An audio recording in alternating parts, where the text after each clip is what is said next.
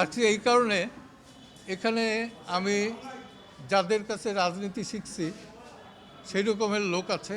আমার বড় ভাই আছে 2 জন, আমার সাথী আছে কয়েকজন, যাদের সাথে মুক্তিযুদ্ধ করেছি তারা আছে।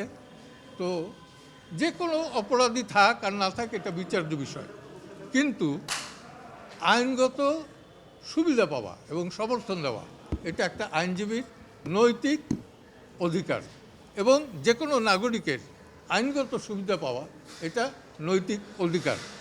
আপনাদেরকে আরেকটা কথা আমি স্মরণ করিয়ে দিই, সেটা হলো বিগত 16 বছরে সাইবার ক্রাইম ট্রাইব্যুনালে যত মামলা হয়েছে সম্ভবত সারা বাংলাদেশে আমার চেয়ে বেশি কেউ পড়ে নাই, এবং সব সাংবাদিকের বিরুদ্ধে যেখানে যত মামলা হয়েছে সব কিন্তু আমি বিনা পয়সায় বিনা পারিশ্রমিকে সেই লড়াইটা চালিয়ে গিয়েছি এবং উদ্ধারই করেছি।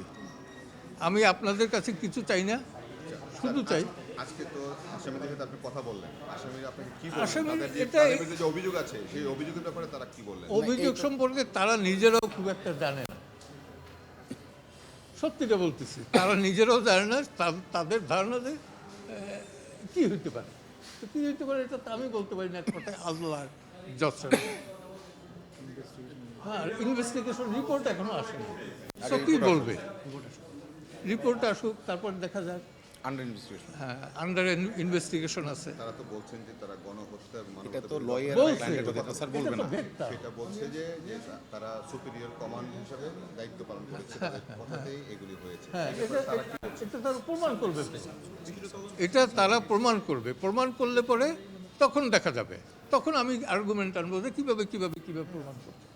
তো এখনকার বিষয় না, এখন একটা আলাপ হাই হ্যালো করা, আমরা কীরকম আছি, তারা কীরকম আছে। আপনার নিরাপত্তার বিষয়ে কি বলবেন?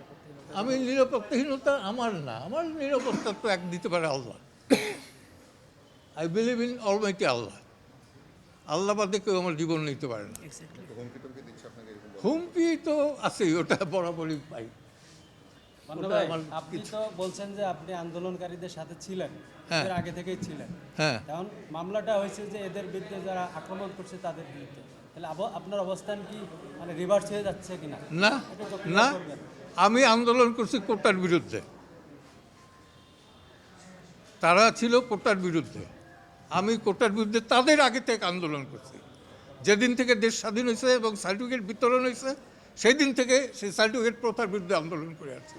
একা ছিলাম, এখন সংখ্যা বাড়ছে। রাতারাতি তারা যখন অন্য পরিচয় দিল তখন তাদের সাথে থাকার প্রশ্ন আসে না। এবং আমি উজান গাঙ্গের নাইয়া, আমি সব সময় ছিলাম প্রতিবাদী।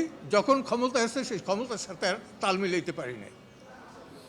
This is my character. এখন এটা আমি কী করবো, আল্লাহ তাআলা সৃষ্টি করে দিছি।